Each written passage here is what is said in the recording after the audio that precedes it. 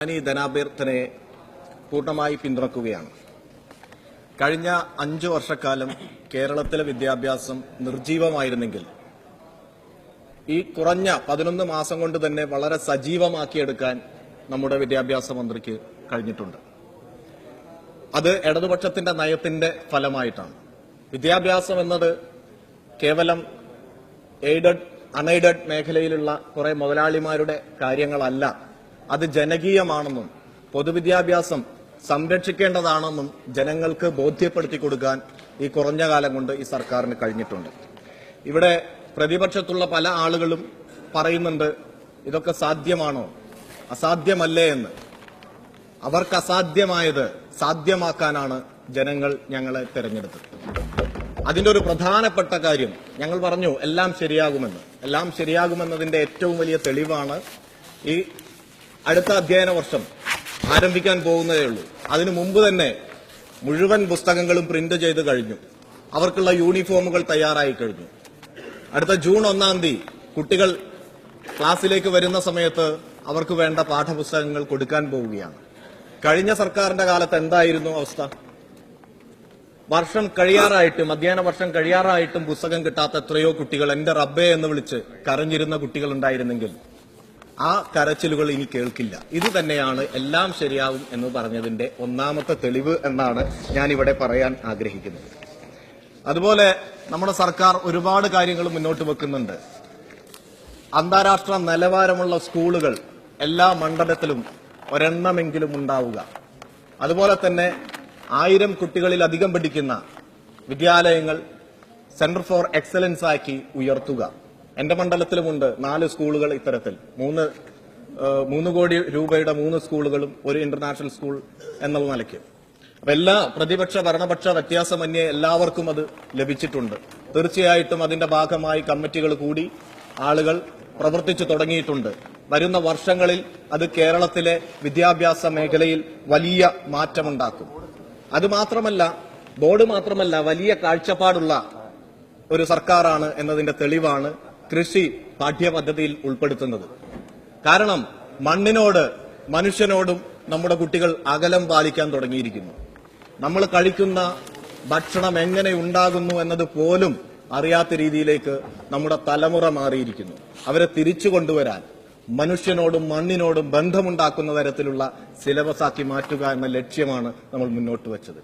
അതിന്റെ ഭാഗമായി എല്ലാ സ്കൂളുകളിലും ബയോഡൈവേഴ്സിറ്റി പാർക്കുകളും സ്ഥാപിക്കാൻ തയ്യാറായിട്ടുണ്ട്.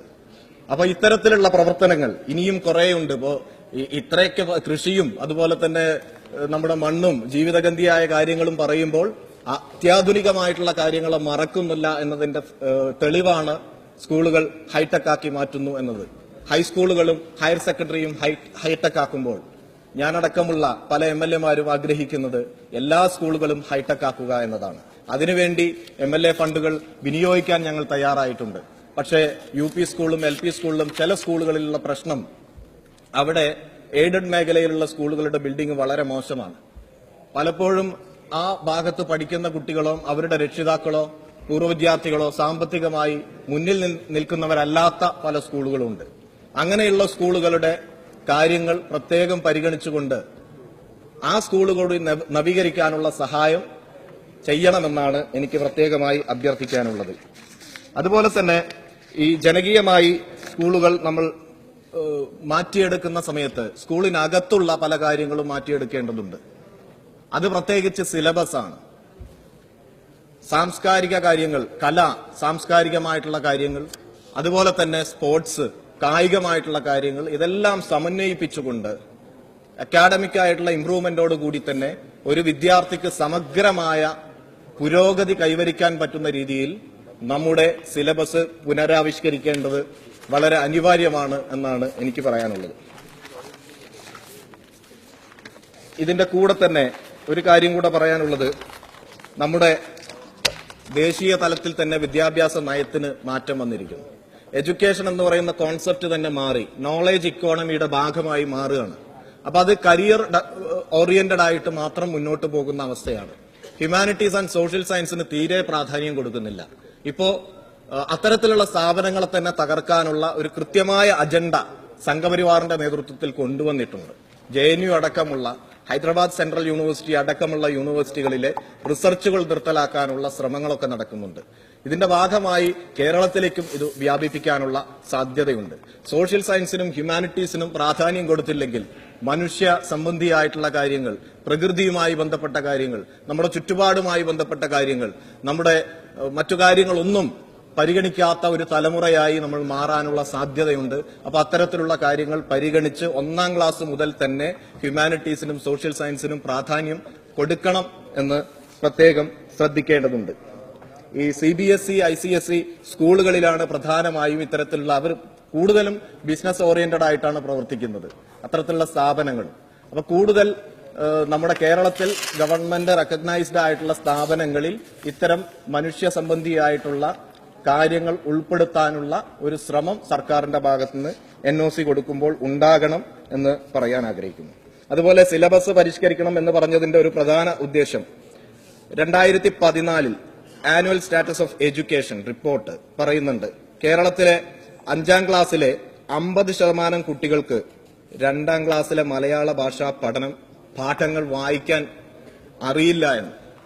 അപ്പൊ അത്തരത്തിലാണ് നമ്മുടെ കാര്യങ്ങൾ ഉള്ളത്. നമ്മുടെ കുട്ടികൾ കുറെ ജയിച്ചു പോയിട്ട് കാര്യമില്ല. കഴിഞ്ഞ സർക്കാരിന്റെ കാലത്ത് പരീക്ഷ എഴുതാത്തവർ വരെ ജയിച്ചു പോയി എന്നാണ് പറയുന്നത്. അത്തരത്തിലേക്ക് കാര്യങ്ങൾ പോയിട്ട് കാര്യമില്ല. കുട്ടികൾ വിജയിക്കണം, ആരെയും തോൽപ്പിക്കാനല്ല നമ്മളിവിടെ ഇരിക്കുന്നത്. പക്ഷേ വിജയിക്കുമ്പോൾ തന്നെ അതിനുള്ള യോഗ്യതയും അതിനുള്ള അറിവും അവർക്ക് ആർജിക്കണം എന്നുള്ളത് പ്രത്യേകം നമ്മൾ ശ്രദ്ധിക്കണം. പിന്നെ അഡ്മിഷൻ ആരംഭിക്കാൻ പോവുകയാണ് ഇപ്പോൾ. ഇതിന്റെ ഭാഗമായി പല സ്ഥലത്തുനിന്നും പല ആക്ഷേപങ്ങളും ഉയരുന്നുണ്ട്. കാലങ്ങളായിട്ട് കോഴ വാങ്ങുന്ന പല സ്കൂളുകളുമുണ്ട്. അതുപോലെ തന്നെ ചില സ്കൂളുകളെങ്കിലും എൻട്രൻസ് പരീക്ഷ 1ാം ക്ലാസ്സിൽ LKGയിലടക്കം എൻട്രൻസ് പരീക്ഷ എഴുതുന്നതായിട്ട് ആക്ഷേപം ഉയർന്നിട്ടുണ്ട്. ഇത് വളരെ ജാഗ്രതയോടുകൂടി ഇത് നിയന്ത്രിക്കണം. തീർച്ചയായിട്ടും വിദ്യാഭ്യാസ അവകാശ നിയമം ഇത് നിരോധിക്കുന്നുണ്ട്. അത് നടപ്പിലാക്കാനുള്ള ജാഗ്രത നമ്മൾ പാലിക്കണം എന്നാണ് പറയാനുള്ളത്. ഇത് കേരളം നേരിടുന്ന ഏറ്റവും വലിയ പ്രശ്നം എനിക്ക് തോന്നുന്നു സ്വാശ്രയ വിദ്യാഭ്യാസമാണെന്നാണ്. ഒരു തലമുറ തന്നെ വഴിതെറ്റിപ്പോയ അല്ലെങ്കിൽ വഴിതെറ്റിപ്പോകുന്ന അവസ്ഥയിലാണുള്ളത്. പ്രതികരിക്കാൻ അറിയാത്ത, അടിച്ചമർത്തപ്പെട്ട, വളരെ ഭയത്തോടെ കഴിയുന്ന ഒരു തലമുറയായിട്ട് സ്വാശ്രയ വിദ്യാഭ്യാസത്തെ സ്ഥാപനങ്ങളിൽ പഠിക്കുന്ന കുട്ടികൾ മാറുകയാണ്. പലപ്പോഴും ഇടതുപക്ഷ ജനാധിപത്യ മുന്നണിയുടെ ഗവൺമെന്റ് വന്നാൽ അവരെ നിയന്ത്രിക്കാനുള്ള ശ്രമങ്ങൾ നടത്തുമ്പോൾ കോടതിയിൽ പോയി അനുകൂല വിധി ഉണ്ടാക്കുന്ന അവസ്ഥ ഉണ്ട്. UDFനെ സംബന്ധിച്ചിടത്തോളം കേരളത്തിലെ ഒരു തലമുറയെ നശിപ്പിച്ചതിന്റെ ഏറ്റവും വലിയ ഉത്തരവാദികൾ UDF ആണെന്ന് ഞാൻ പറയും. 2001 ആന്റണി സർക്കാർ സ്വാശ്രയ കോളേജുകൾ ഉണ്ടാക്കാനുള്ള നിയമം കൊണ്ടുവന്നതിന്റെ ഭാഗമായിട്ടാണ് ഇത്. അതിന്റെ കാരണം എന്താണെന്ന് വെച്ചാൽ അന്ന് പറഞ്ഞത് 2 സ്വാശ്രയ കോളേജിന് സമം ഒരു സർക്കാർ കോളേജ് എന്നാണ്. അത് തിരുത്തിയിട്ടുണ്ട് എന്നുള്ളതാണ് സത്യം. വസ്തുത മനസ്സിലാക്കുമ്പോൾ ഇന്ന് ഒരു സ്വാശ്രയ കോളേജിന് സമം ഒരു ജയിലായിട്ടാണ് മാറിയിരിക്കുന്നത്. ആ രീതിയിലേക്കാണ് കൊണ്ടുപോയത്. അന്ന് ചെയ്തത് വിദ്യാഭ്യാസ കച്ചവടക്കാരുടെ താൽപര്യങ്ങൾ സംരക്ഷിക്കുവാൻ വേണ്ടിയാണ് സ്വാശ്രയ കോളേജുകൾ ഈ രീതിയിൽ തുടങ്ങിയത്. അതിന്റെ ഭാഗമായിട്ട് രജനി S ആനന്ദ് മുതൽ ഇന്ന് ജിഷ്ണു വരെയുള്ള കുട്ടികള് മരണപ്പെട്ടിട്ടുണ്ട്, ആത്മഹത്യ ചെയ്തിട്ടുണ്ട്. അതിന്റെ ഉത്തരവാദിത്തത്തിൽ നിന്ന് UDFനോ അന്നത്തെ ആന്റണി സർക്കാരിനോ മാറി നിൽക്കാൻ കഴിയില്ല. നിങ്ങൾ എത്രയാണ് കൊണ്ടുവന്നതെന്നുള്ള ഈ സ്വാശ്രയ കോളേജ് തുടങ്ങുന്നതിന്റെ ഭാഗമായിട്ട് മെറിറ്റ് അട്ടിമറിക്കപ്പെട്ടു. പല സ്കൂളുകളിലും പല കോളേജുകളിലും ഇരുട്ടുമുറികളും ഇടിമുറികളും ആണ് വന്നത്.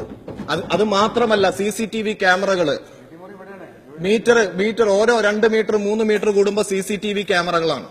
ആ ക്യാമറകൾ ക്ലാസ് മുറികളിലും ബാത്റൂമിന്റെയും ടോയ്ലറ്റിന്റെയും ഒക്കെ മുമ്പിലുമുണ്ട്. ഇതിന്റെ ഭാഗമായിട്ട് അവിടെയുള്ള കുട്ടികൾക്ക്, പ്രത്യേകിച്ച് പെൺകുട്ടികൾക്ക്, സദാ എന്നെ നിരീക്ഷിക്കപ്പെടുന്നു എന്ന ബോധത്തിലാണ് അവർ ജീവിക്കുന്നത്. ഒരു പ്രത്യേക തരത്തിലുള്ള ഒരു പേഴ്സണാലിറ്റിയിലേക്ക്, ഒരു മാനസികാവസ്ഥയിലേക്ക് നമ്മുടെ കുട്ടികളെ മാറ്റുകയാണ്. ഇപ്പൊ UGCയും പറയുന്നത് എല്ലായിടത്തും CCTV ക്യാമറ വെക്കണമെന്നാണ്. 2015 ഒരു പ്രത്യേക ഓർഡർ പ്രകാരം പറയുന്നത് ക്യാമ്പസുകൾക്കകത്തോ അതിനടുത്തോ പോലീസ് സ്റ്റേഷൻ വരെ വേണമെന്നുള്ള രീതിയിലേക്കാണ് നരേന്ദ്രമോദിയുടെ സർക്കാർ മുന്നോട്ട് പോകുന്നത്. അപ്പൊ വിദ്യാർത്ഥികളെ ആ രീതിയിലാണ് കാണുന്നത്. അപ്പൊ നമ്മുടെ സ്വാശ്രയ കോളേജുകളും വ്യത്യസ്തമല്ല എന്നുള്ളതാണ് അതിന്റെ ഒരു ചിത്രം മനസ്സിലാക്കണമെങ്കിൽ ഒരു മാധ്യമത്തിൽ വന്ന വാർത്തയും ഒരു റിപ്പോർട്ട് അതിൽ പറയുന്നത് താടി വളർത്തിയാൽ 250 മുതൽ 1000 രൂപ വരെ ഫൈനാണ്. ലഘുഭക്ഷണം കഴിച്ചാൽ 250 രൂപ മുതൽ 1000 രൂപ വരെ ഫൈൻ. അനുമതിയില്ലാതെ അവധി എടുത്താൽ 250 മുതൽ 1000. ഹാൾ ടിക്കറ്റ് നഷ്ടപ്പെട്ടാൽ 500 രൂപ. പിറന്നാളാഘോഷത്തിന് നടത്തിയിട്ടുണ്ടെങ്കിൽ അതിന് 2000 രൂപ. കുട്ടികളുടെ സന്തോഷമാണ്. ക്ലാസ്മേറ്റ്സ് ഒക്കെ ഒരുമിച്ചിരുന്ന ഒരു കുട്ടിയുടെ ബർത്ത്ഡേ സെലിബ്രേഷൻ നടത്തിയാൽ അതിന് 2000 രൂപ ഫൈന്. ഒന്ന് വൈകി വന്നാൽ 100 രൂപ. കണ്ടോ, സ്വാശ്രയ കോളേജിലെ ഈ പ്രാക്ടീസ് പറയുമ്പോൾ എന്തിനാണ് UDF വേദനിക്കുന്നത്? അതാണ് നിങ്ങളുടെ രാഷ്ട്രീയം, അതാണ് നിങ്ങൾ മനസ്സിലാക്കേണ്ടത്. കണ്ടില്ലേ, ID കാർഡ് ഇല്ലാതെ വന്നാൽ കച്ചവടക്കാരങ്ങനെ പറയും. ഞാനൊരു യാഥാർത്ഥ്യമാണ് പറയുന്നത്. ഇവിടെ സ്വാശ്രയ വിദ്യാഭ്യാസ കൊള്ള നടത്തുന്ന ആളുകൾ നടത്തുന്ന ക്രൂരമായ, നമ്മുടെ കുട്ടികളെ ക്രൂരമായി പീഡിപ്പിക്കുന്നതിന്റെ ചിത്രമാണ് ഞാൻ പറയുന്നത്. എന്തിനാണ് UDF ഭാഗത്തുള്ള ആളുകൾക്ക് വേദന വരുന്നത്? എന്തിനാണ് നിങ്ങളിത് എതിർക്കുന്നത്? ഷൂസ് ധരിച്ചില്ലെങ്കിൽ 250 രൂപ. ഇങ്ങനെ ഒരു ക്ലാസ്സിൽ നിന്ന് 15,000 രൂപ വരെ പിരിച്ചെടുക്കുക. അങ്ങനെ പിരിച്ചെടുത്താൽ പ്രിൻസിപ്പൽക്ക് പ്രത്യേകമായിട്ട് കമ്മീഷൻ കൊടുക്കും. ഇതാണ് അവസ്ഥ. ഇത് പൂട്ടണം. ഇതിന്റെ ഒരു അവസ്ഥ എന്ന് പറഞ്ഞാൽ, ഇതിനെ എതിർത്ത് കഴിഞ്ഞാൽ, പ്രതികരിച്ചു കഴിഞ്ഞാൽ കുട്ടികളെ മർദ്ദിക്കും, ഇരുട്ടുമുറിയിൽ കൊണ്ടുപോകും, ഇടിമുറിയിൽ കൊണ്ടുപോകും. അതല്ലെങ്കിൽ ഇന്റേണൽ മാർക്ക് കുറക്കും, അതുമല്ലെങ്കിൽ പരീക്ഷയിൽ തോൽപ്പിക്കും, അല്ലെങ്കിൽ മാനസികമായി പീഡിപ്പിക്കും. ഇതാണ് അവസ്ഥ. ഇനി ഈ കേരളത്തില് 161 എഞ്ചിനീയറിംഗ് കോളേജില് 121 എണ്ണവും അൺഎയ്ഡഡ് ആണ്. സ്വകാര്യ സ്വാശ്രയ കോളേജുകളിൽ 47,485 സീറ്റാണുള്ളത്. ഈ പ്രശ്നം വളരെ ഗൗരവമുള്ളതാണ്.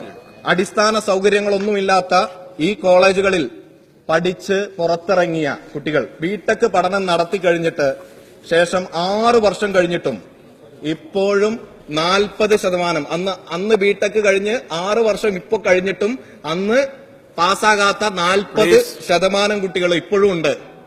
അതുപോലെ ഓരോ വർഷവും ഇതുപോലെ 32%. അതുപോലെ വളരെ വിജയശതമാനം വളരെ കുറവാണുള്ളത്. കുട്ടികളെ പീഡിപ്പിക്കുന്നുണ്ട്. ഇത്രയും പണം കൊടുത്തുകൊണ്ട് നമ്മുടെ കുട്ടികൾ, തലമുറയിൽ ഒരു പ്രധാനപ്പെട്ട ആളുകൾ പഠിച്ച് വരുന്ന ക്യാമ്പസ് പിന്നീട് ഇത്തരത്തിൽ അടിച്ചമർത്തൽ നടത്തിക്കൊണ്ട് നമ്മുടെ തലമുറക്ക് അപകടമുണ്ടാക്കുന്ന അവസ്ഥയാണുള്ളത്. തീർച്ചയായിട്ടും ഇതിനെ കൺട്രോൾ ചെയ്യാനുള്ള, നിയന്ത്രിക്കുവാനുള്ള നടപടി വളരെ ശക്തമായി ഈ സഭ ഒന്നടങ്കം സ്വീകരിക്കണം. അതിനുവേണ്ട നിയമനിർമ്മാണം നടത്തണം. അല്ലെങ്കിൽ ഒരു റിപ്പോർട്ട് പറയുന്നത് India is facing A mental health crisis and it's education system is ഇൽ equipped ടു ഹാൻഡിൽ ഇറ്റ് എന്നാണ് പറയുന്നത്. നമ്മുടെ എഡ്യൂക്കേഷൻ സിസ്റ്റം ഇത് ഹാൻഡിൽ ചെയ്യാൻ പറ്റാത്ത അവസ്ഥയിലാണ്. അത്രയും മാനസികമായ സമ്മർദ്ദങ്ങളുള്ള തലമുറയാണ് വളർന്നു വരുന്നത്. ഇത് മാത്രമല്ല, ഒരു ചെറിയൊരു കാര്യം പറയാനുള്ളത്, അണ്ടർ-17 ഫിഫയുടെ വേൾഡ് കപ്പ് നടക്കുകയാണ് സ്പോർട്സുമായി ബന്ധപ്പെട്ട്. അപ്പോ അതിനുള്ള സൗകര്യങ്ങൾ വളരെ പെട്ടെന്ന് സമയബന്ധിതമായി ചെയ്തു കഴിഞ്ഞാൽ വരുന്ന കാലഘട്ടത്തിൽ കൂടുതൽ മത്സരങ്ങൾ കേരളത്തിന് കിട്ടുകയും കേരളത്തിന് അഭിവൃദ്ധി പ്രാപിക്കാൻ അത് സഹായിക്കുകയും ചെയ്യും. അതുപോലെ ഒരു കായിക സംസ്കാരം ഉണ്ടാക്കാനുള്ള പ്രവർത്തനങ്ങൾ സ്കൂൾ തലത്തിൽ തന്നെ ഉണ്ടാകണം. ആരോഗ്യപരമായിട്ട് നമ്മൾ വളരെ പിറകിലേക്ക്, ഷുഗറും പ്രഷർ അടക്കമുള്ളത് 30 വയസ്സിൽ തന്നെ വരുന്നൊരവസ്ഥയാണുള്ളത്. അതുകൊണ്ട് കായിക സംസ്കാരം ഉണ്ടാക്കാൻ പറ്റുന്ന രീതിയിൽ നമ്മുടെ സിലബസ് പരിഷ്കരിക്കണം എന്നുകൂടെ പറഞ്ഞുകൊണ്ട് ഒരിക്കൽ കൂടി ഈ ധനാഭ്യർത്ഥനയെ പൂർണ്ണമായി പിന്തുണച്ചുകൊണ്ട് ഞാൻ നിർത്തുന്നു.